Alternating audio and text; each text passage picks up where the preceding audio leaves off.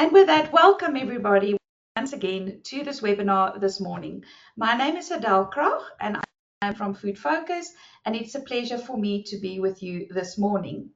I would like to thank our sponsors, the Dairy Standard Agency. As you know, they embark on these webinars throughout the year. This is the fifth one for this year, and they are getting very good feedback from industry to the value that these webinars are adding to the industry. So thank you to the DSA. Our topic today is after our previous cheese fermentation webinar, we received numerous requests for assistance with challenges that people experience during cheese making. And that's the reason why we've got the second one today. So we've noted some of your questions and the challenges that you've got. And we are hoping that with today's presentation, we will be able to answer your questions that you've got or address the concerns that were raised. And as they say, I've never met a problem that cheese couldn't solve, and I fully agree with that. Doesn't matter if it's a personal problem or what problem, as soon as you eat a piece of cheese, all your troubles goes away.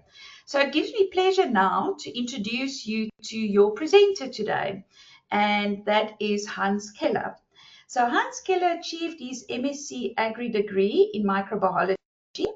He worked for the biggest part of his career at the Ark Irene in dairy section as a researcher and was also involved in product development and improvement. After his ARC days, he acted as a consultant mainly for Dynamico Dairy Charette, where his focus areas were troubleshooting and training. Hans was also involved in the establishment of the Grootplaas Cheese Academy. In 2019, he received a merit award from the SASDT, the South African Society of Dairy Technology, for his outstanding service to the dairy industry. He is currently retired, but has yet to be nearly retired from his passion for cheese making, and is still an active reader of science and technology. Hans, it's such a pleasure to have you today, and we are really looking forward to your presentation. So with that, Hans, I'm handing over to you for your presentation. Thank you very much, Adele, and good morning, friends here from Oudtshoorn.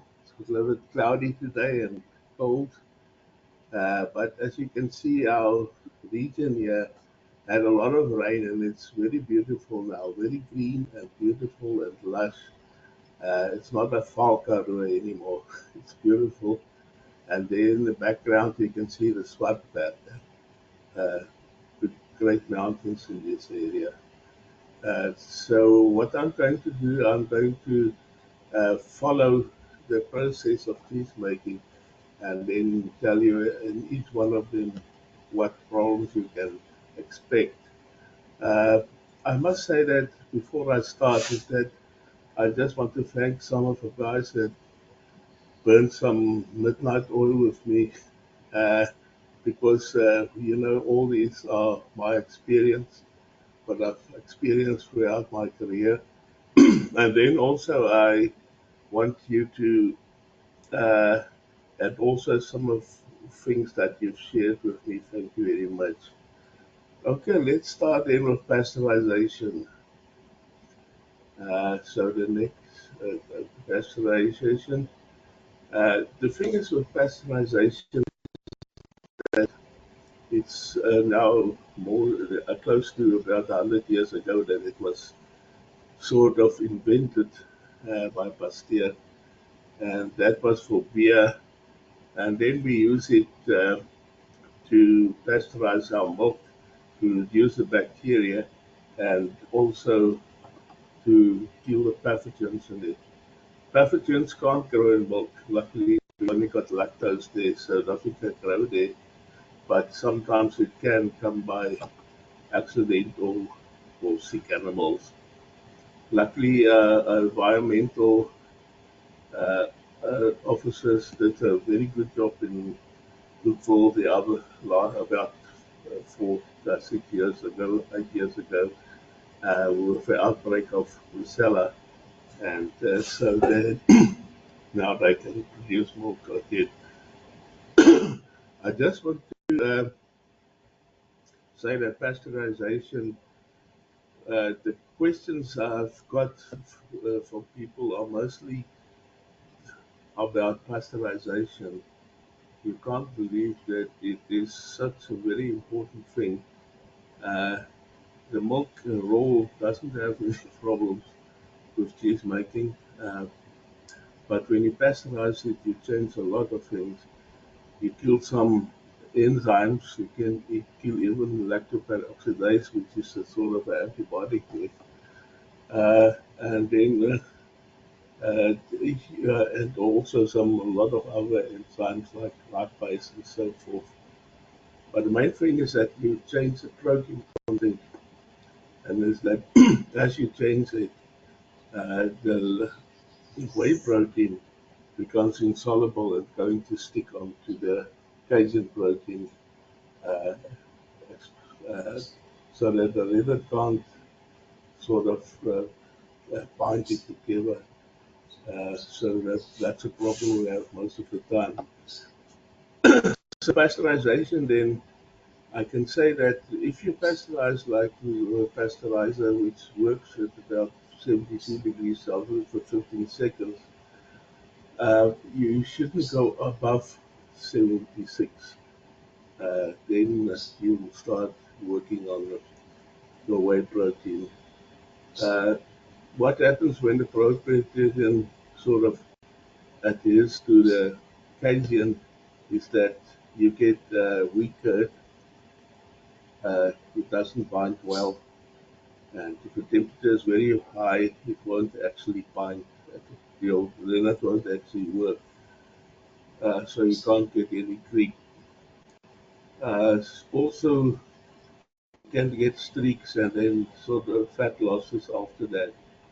So the problem is what I find that most of the time from experience is that with batch pasteurization, is that the people they batch pasteurize it say for 63 for 30 minutes, but then you start eating, and I know some of those things are very slow. Uh, you need a lot of courage to work with it, but it goes up to slowly up to 63. But in the meantime, 63 is not a magical number. So it's not that before that it's killing. So it starts killing uh, the microorganisms there, and it starts uh, uh, changing the whey protein. So what happens is that it's actually a long time. So whether it gets 63, it's there actually most of the damage is done already. So what I'll suggest what most of people do is to go to 63, let your water out immediately, and when the water's out, start cooling down. That pasteurization is sufficient.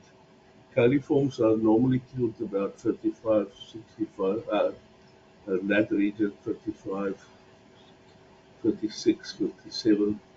So they are gone already, and then pathogens can't stand that high temperature. Uh, so that I find that with pasteurization, we must always take care with that we don't overeat. If you overeat, it's gone.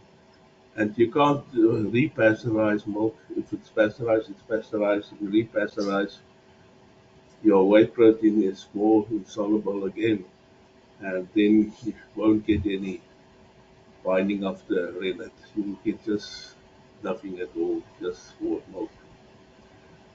Another thing is also when you pasteurize too high, what I found is that some people, maybe the problem was that they pasteurized too high. If you go to high, say to 80 degrees Celsius, you're not going to get any rennet, you're not going to get any curd whatsoever. So be very careful for that. Your pasteurization sometimes important.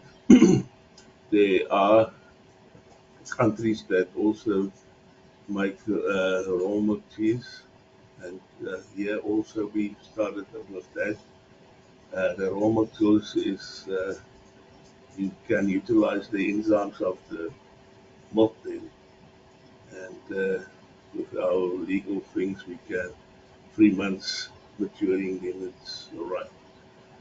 Okay, so that is mostly what we have with pasteurization, and raw milk cheese is very some.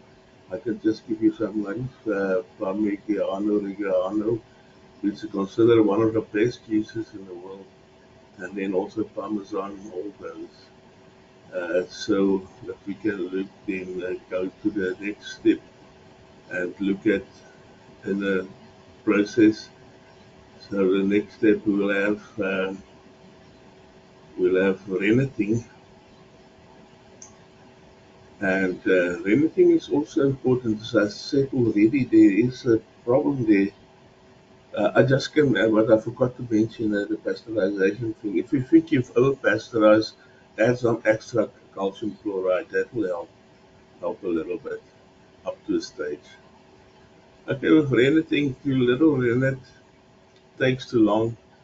It's going to you're going to get fat losses there. So be careful for that. So use the right amount that they prescribe, and then you won't have that problem.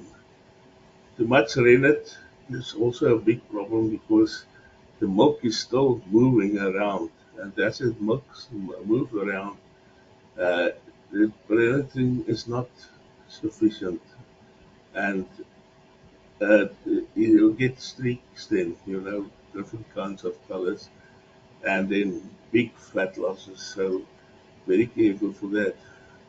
The movement of milk is also very important. If you run it, just stir it in and stop it immediately. Otherwise, you're going to get fat losses again and streaks and things like that you don't want. Uh, and as I say already, that if you run it too long, that's not also a good thing because you're going to get fat losses there as well. So in all those instances, your heat is going to be lower than what you want. Okay, the next one is curd cooking. Curd cooking is very important of in different kinds of cheese, some high temperatures, some low temperatures. But the thing is that when you heat, make sure that you don't heat too fast. Uh, take time, take up to half an hour for heating from say 33 to 37. The thing is that the heat, if you start heating too fast, it forms sort of a skin on the outside of the curd. And then when that skin is formed, you won't get a whey coming out of it. So then when you carry on with the process and the pressing and everything else in the ripening period, there's, uh, there's still a lot of whey inside there, and then it becomes too acid, and then it loses its water. So you find sometimes that even when it's vacuum seal, you find that some water in the vacuum seal, a lot of water sometimes, and that's one of the problems that we get there. Uh, so be very careful for eating too fast. Overeating is also very important because if you overeat, some of the bacteria that we use, especially with the continental types of cheese, which don't have thermophilic cultures, it's mesophilic cultures most of the time. Be very careful for that. If you overeat, you're going to kill the culture, and then it's slow. Those cultures are not very happy with temperatures above 40 degrees Celsius. So be very careful for that, that we don't do that. Uh, and then with eating also, then if you make sure that if it's a thermophilic culture, you eat it up to say 42, 42, 45, but and to stay in that region. Then with some types of cheese, you go to 55. Uh, so make always sure about the temperature that you're going to use. With diet temperatures that we use, like Parmesan, those we cut a little bit smaller to get away out fast uh, with that high temperature, because it will sort of make a thick skin also if you cut too big. So then the curd cutting is also very important, that the size of it. So some cheeses we cut small to get the moisture out, enough moisture out, and with some cheese we cut big to make it very acid, to have more acid cheese. So some of the cheeses because the bacteria are inside the way, it's cut in that structure, and when it's in that structure, you'll find that it forms a lot of acid. So if you want a lot of acid in the cheese, okay, cut big. If you want less acid, cut smaller. Uh, Sometimes it influences your yield, but better to have a proper cheese than lose it in the end. So that's more about cutting and cooking. So we can have the next thing. Salting. Right. Okay, salting has caused a lot of problems nowadays, especially because we do stir curd with some of the cheeses, with most of the cheeses we do that. And the salting there is very important. And if you salt it, the thing is that if it's not throughout, then the problem you have is that in some areas the bacteria grow faster than in other areas. So in those areas where there's less salt, you get sort of a whitey skirt, and where there's less, it's properly salted, you find that it's the right color. So you get coloration there. And what to do with salting is very important, to make sure that the salt is throughout the curd. What I normally recommend is to have three saltings. So use a third, and while you're stirring the curd up, while you're mixing the curd, and also work from outside in. That's very important, that you work from outside in to get it thoroughly throughout the curd. Mixing there is very important. So I know that the staff sometimes think that it's not a good thing to do because it's extra work, but always try that and make sure that salt is properly right throughout the curd. Clotting, we always way of clotting during the heating of the curd during cooking. Make sure you break up those clots. Those clots are going to show white in the end because the salt is not properly there and the growth is still going on there. So make sure that you do uh, that clotting thing and break them up. The thing is that if you during a good cooking period, if you go up in temperature, it starts clotting. But if it starts clotting to mix faster, if you mix faster, then you won't have any problems with clotting there. So in the end, then, but make sure there's no clots because you're going to get sort of whitish the blotching thing. So both of those two that I've given you already is going to give you sort of a blotching, um, which we don't want. After a while, you get, because the salt is sort of moving right throughout the just then sometimes those blotchings disappear when it gets older. But when it's quite big, when it's like blotting and things like that, it takes it shows, and That's the problem. So you can't, and most of the cheese goes out quickly. So make sure about that. Brine salting. In brine salting, it's always important to have the pH right. Uh, it's 4.7. I know that there are some guys that use 4.5, especially when they're going to keep a brine long for a long period. That helps. 4.5 helps, but 4.7 is maybe a better one, but not 5.5 to 5.1, 5.2.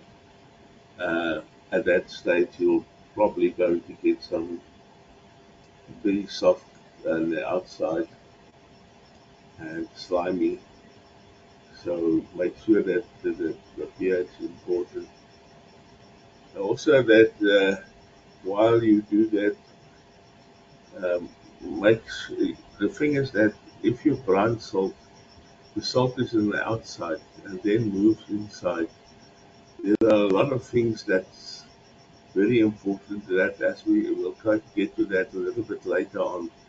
But when it moves from the outside to the inside, like an ordinary say Gouda uh, one, it moves very slowly. It takes about 3 weeks to get to the inside of that cheese. So always remember that, give it enough also salt.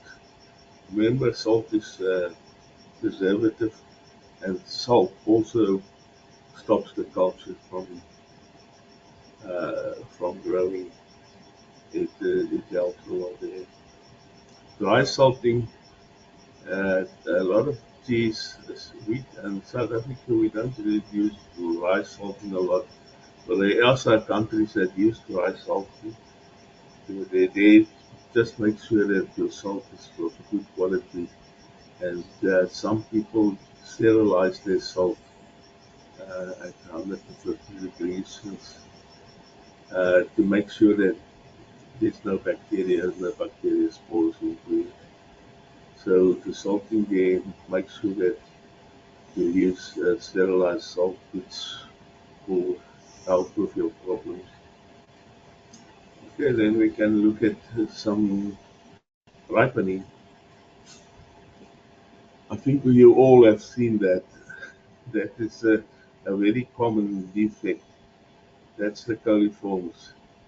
You can see the holes are right throughout the cheese. It was, and normally it look like sponges and things like that. You made a lovely cheese, and then the end you look at the cheese, and then you see, oh, what is going on here? It's not what I wanted. Uh, and it's early. So it's early, so normally when you take it out of, after next morning, you'll see it. And sometimes it can look like that. That's coliforms. If you've pasteurized, that's post-pasteurization problem. So you must look at the proper cleaning and things like that. Look at your molds.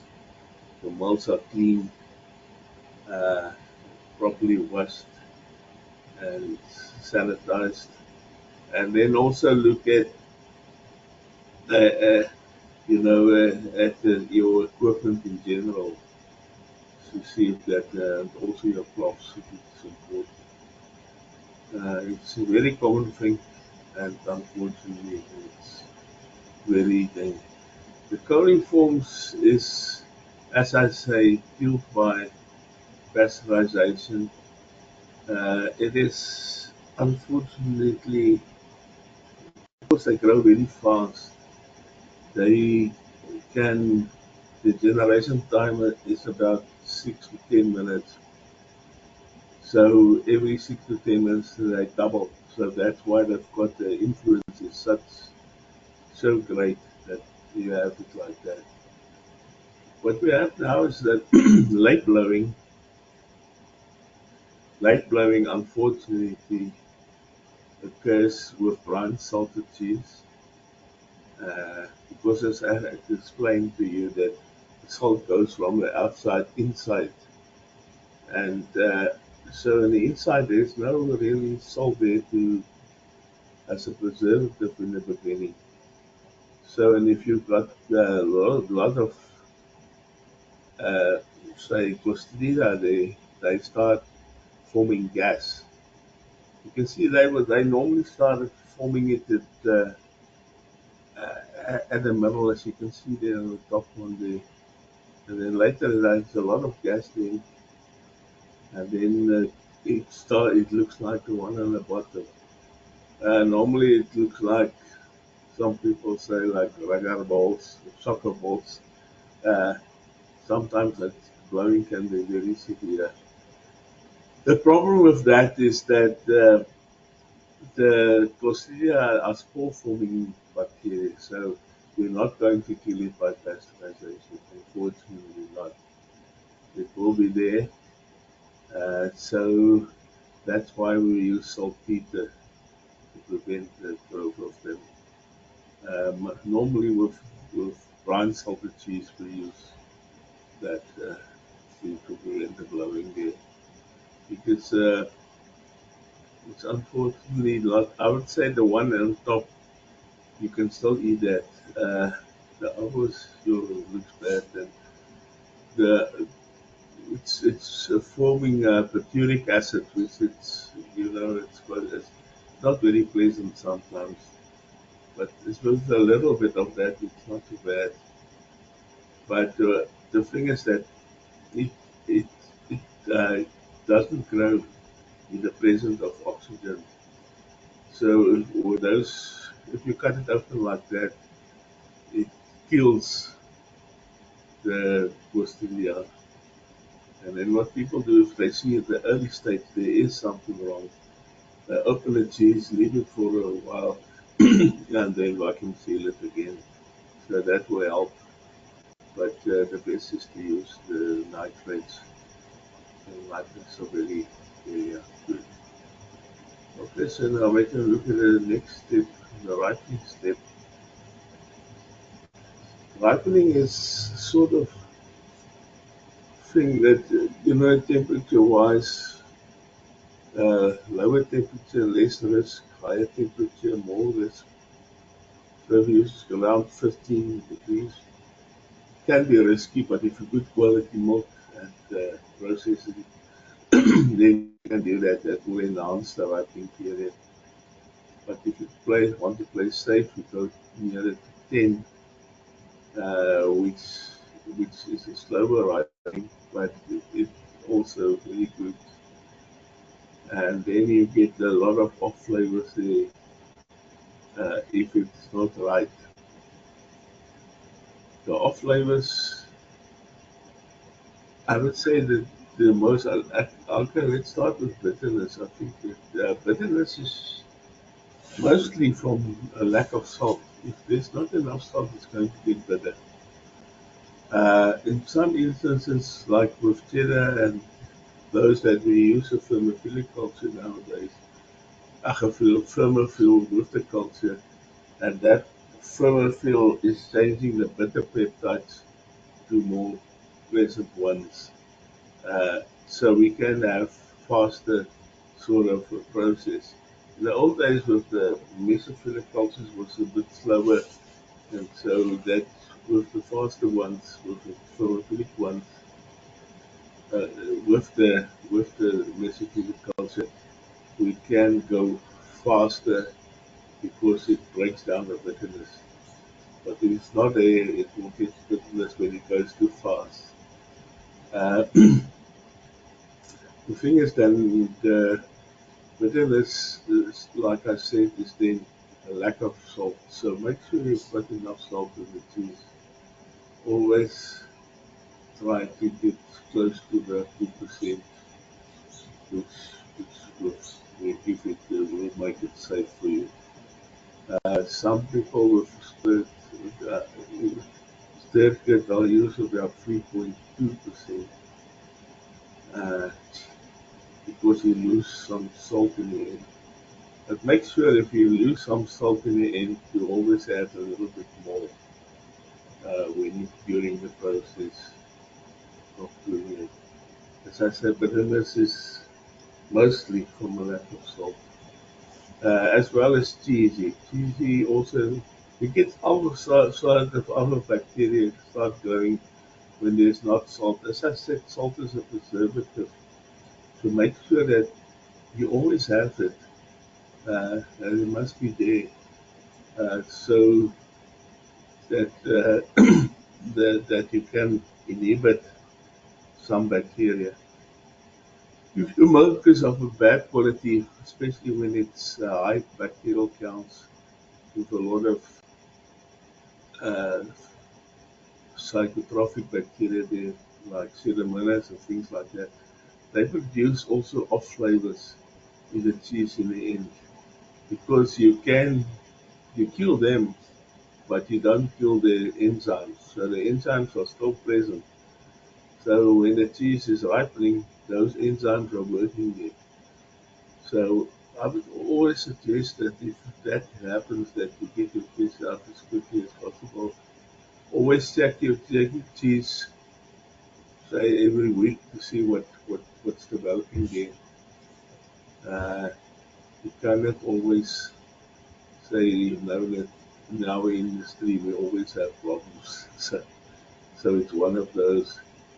And then of course dirty also comes from the cow milk itself. Make sure that your milk is of a good quality. That's why we always do counts to make sure it's of a good quality. Uh, then there's a lot of off flavors that we can identify now. Mostly it's from bad milk, and then of course a lack of salt. So make always sure that the salt is sufficient for you. I would say that, of all the problems we have, that probably it's right in the beginning. Bad milk, problems with pasteurization, over pasteurization. Uh, Nowadays, then we've got a new technology where we've got a phase where we uh, have back, but what happens there is that thing works like a separator, so it separates out the bad bacteria, and in the end you sit with very nice milk in the end. So probably in the end that's the better way to go.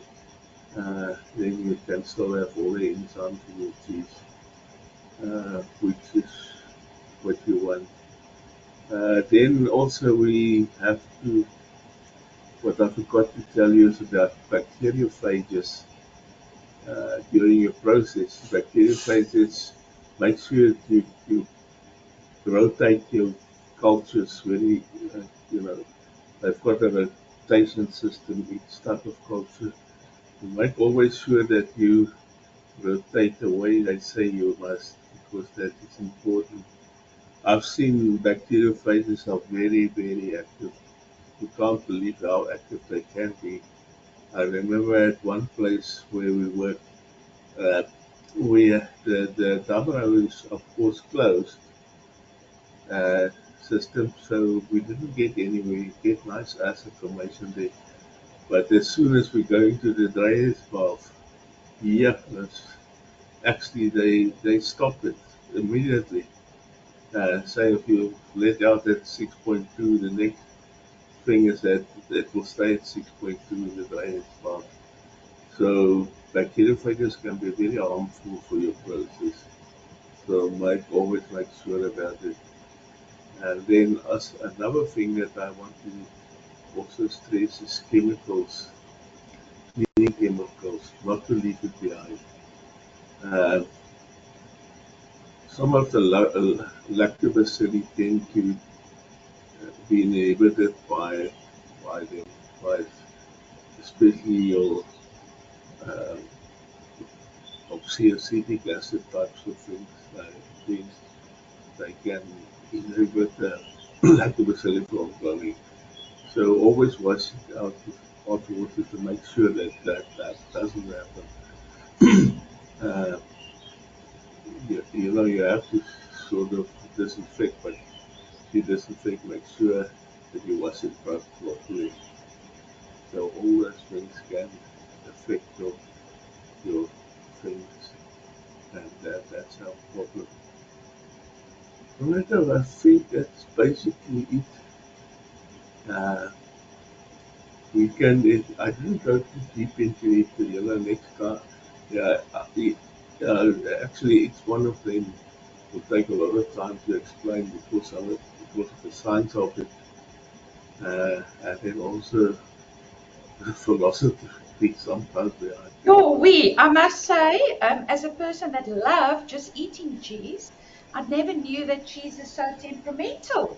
I mean, there's so many things to Yeah, focus yeah. on. I mean, yes, I always food safety, cleaning, and all of that, but a lot of respect to all the cheesemakers out there.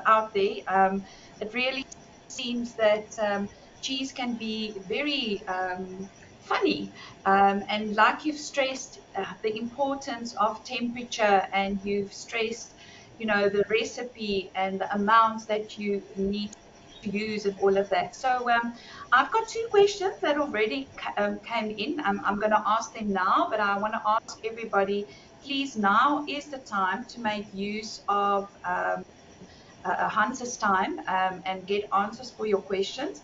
So my first question that I've got for you, Hans, is, does temperature play a role during brining of gouda?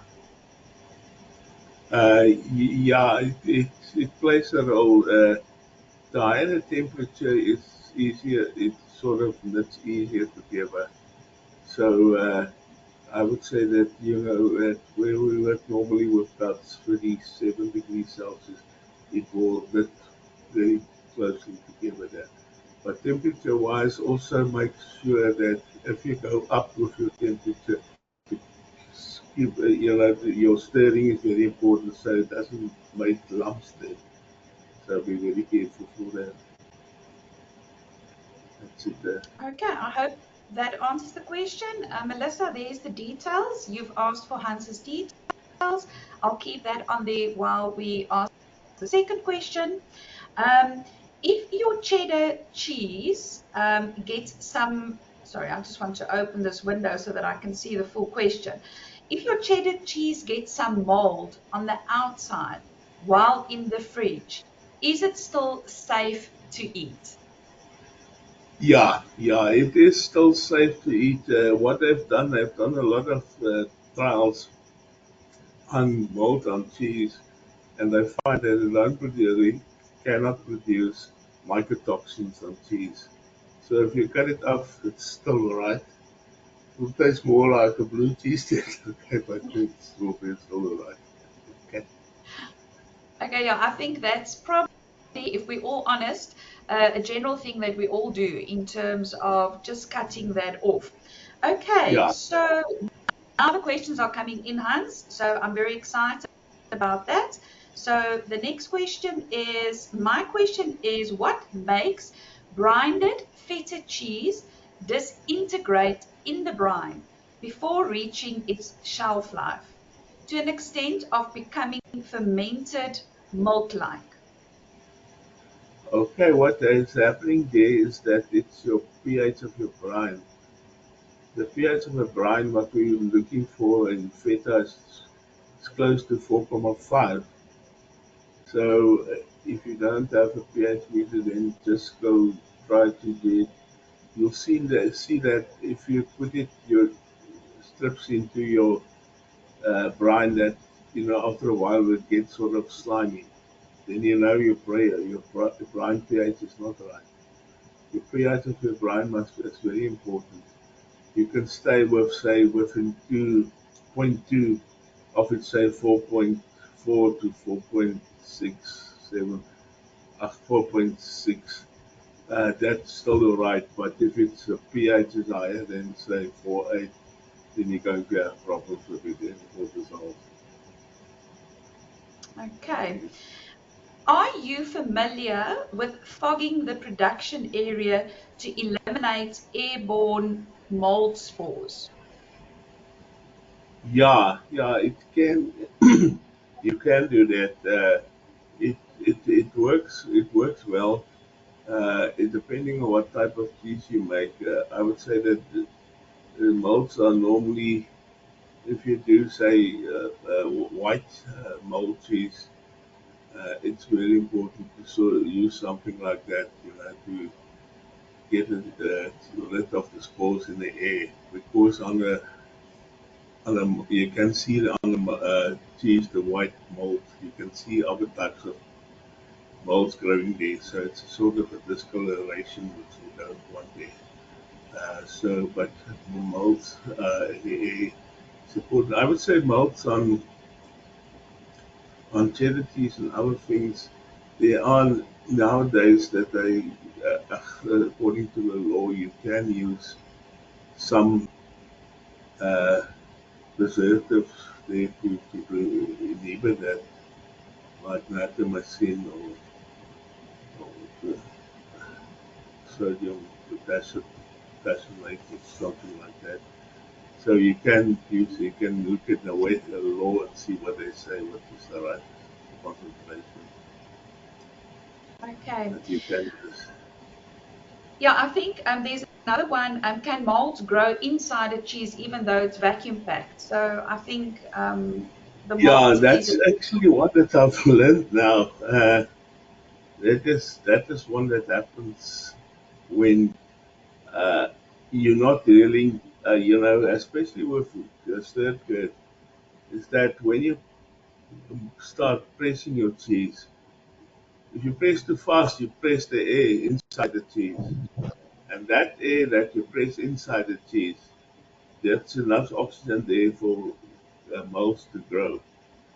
So make sure that when you press, that you press slowly. First with a low press, then a sort of a medium press, and then a hard press. So the low press is to get out most of the air. For the air to escape.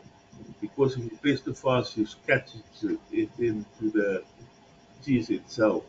So go slow. That will help a lot. Then, when having issues with feta being too soft and slimy in brine, what steps in the production will you specifically look at? I will look but what's important is to look at uh, that you get enough ferment, that it ferments well, so that you get a lot of acid. To get a lot of acid, you must cut bigger, and then I would suggest in winter time it's a really big problem because you have to work above 20 degrees Celsius.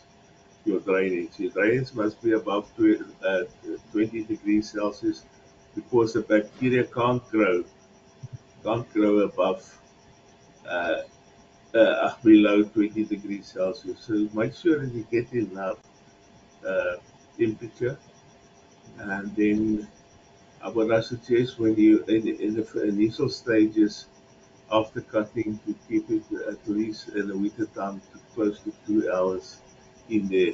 Not, but don't stir too much so that you get a lot of acid in there. Okay, Hans, then what can one do with cheese that have bloated, late blowing, that had Yeah, late the blowing? light. What? Yeah, Okay. yeah. I would say big fodder. So can you say more of it? But you can't really do much with it if it's gone too far.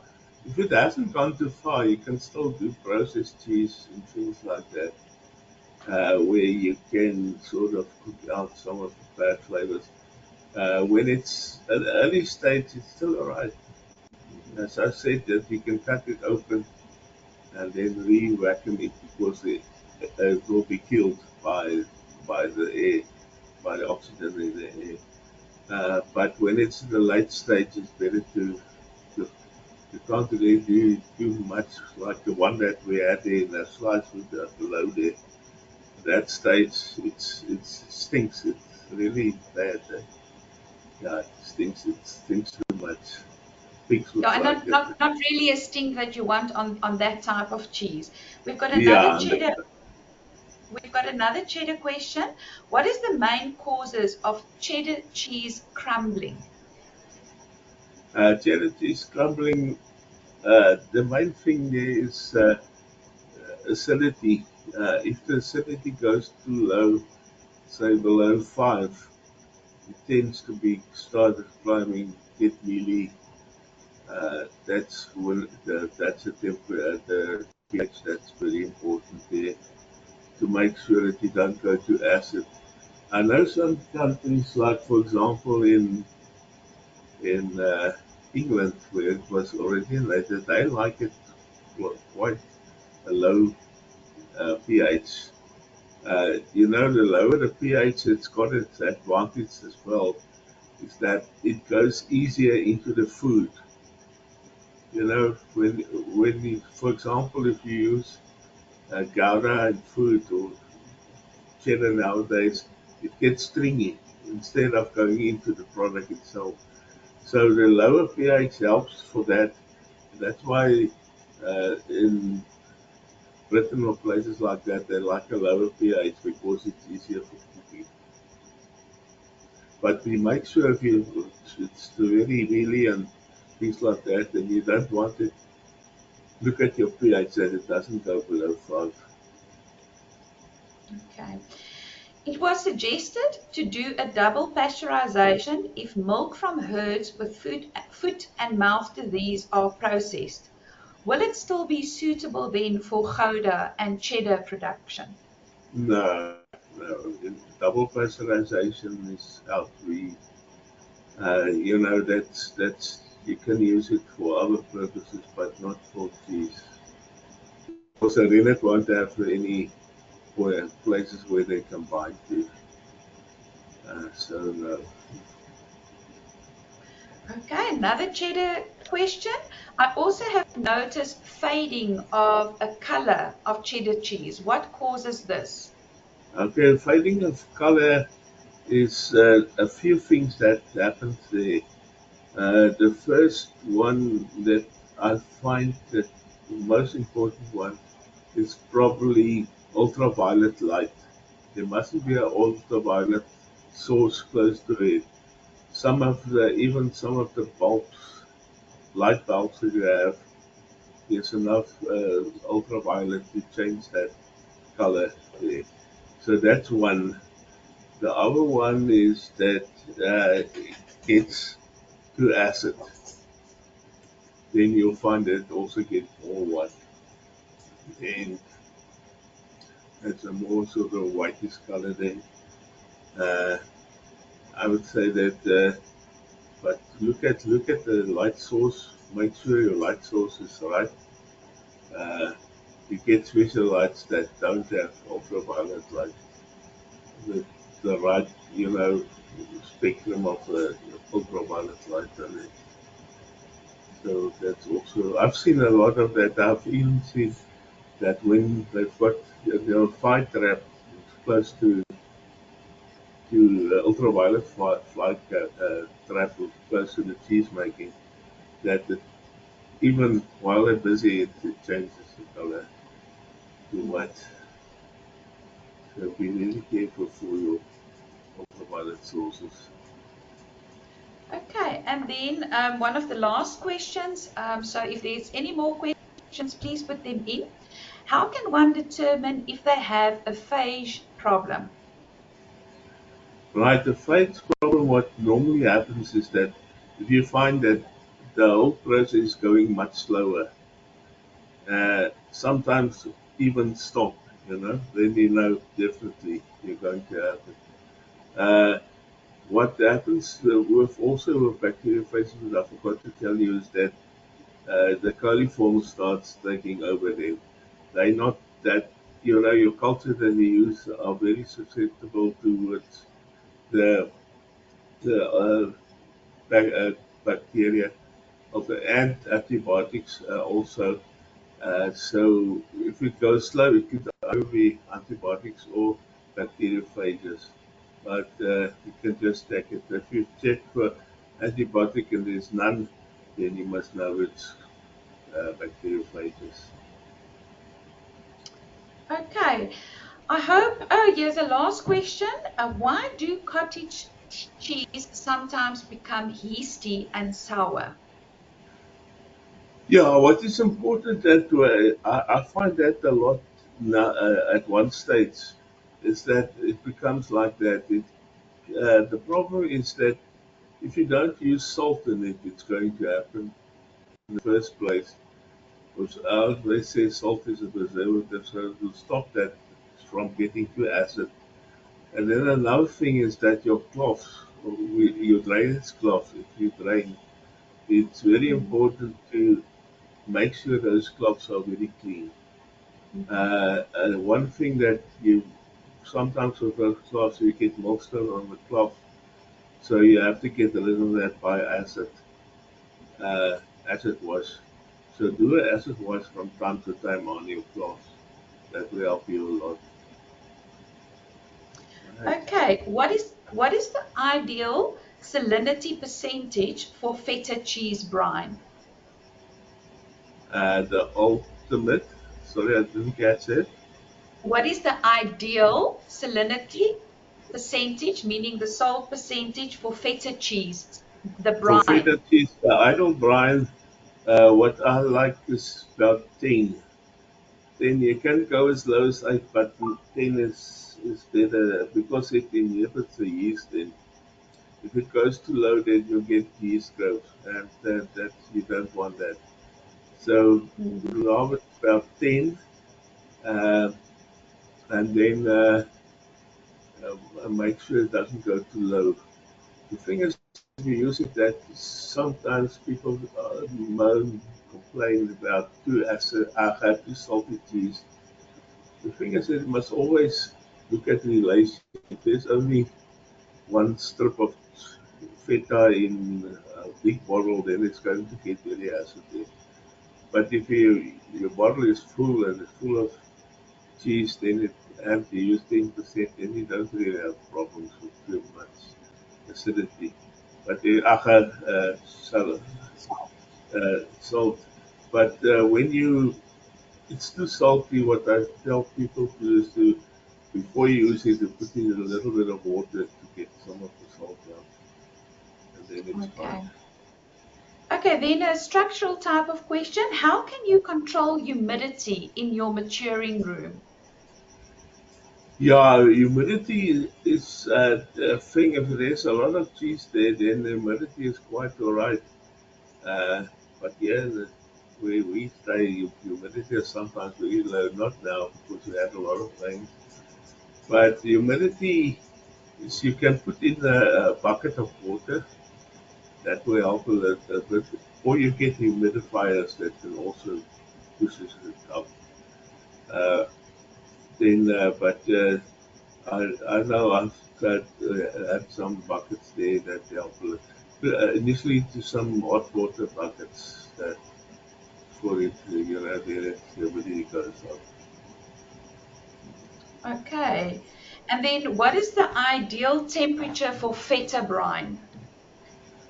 The ideal temperature for feta brine is, that feta can, because of the salt content and things like that, and the acidity, because it's very acid, 4.5 acid, you can actually don't need to put it in the fridge, so it can be kept outside of the fridge. It should keep there.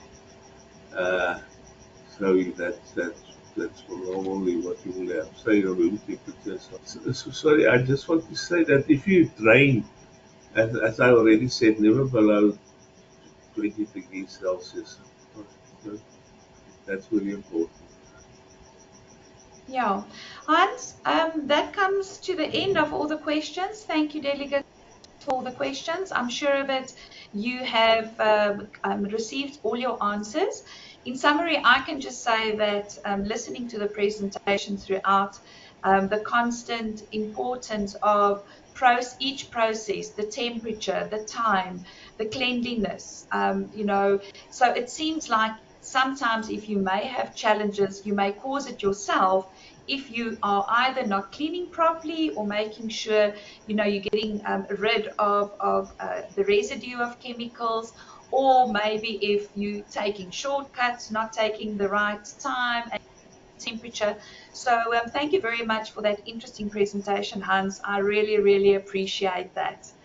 And Yeah, I know that the people, we all have problems with cheese making. It's not that easy.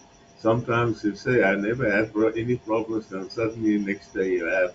So yes, it is one of those things. It's a good thing that I went through quickly, but as I say, if you go into the science and a little bit more into it, then you can get more.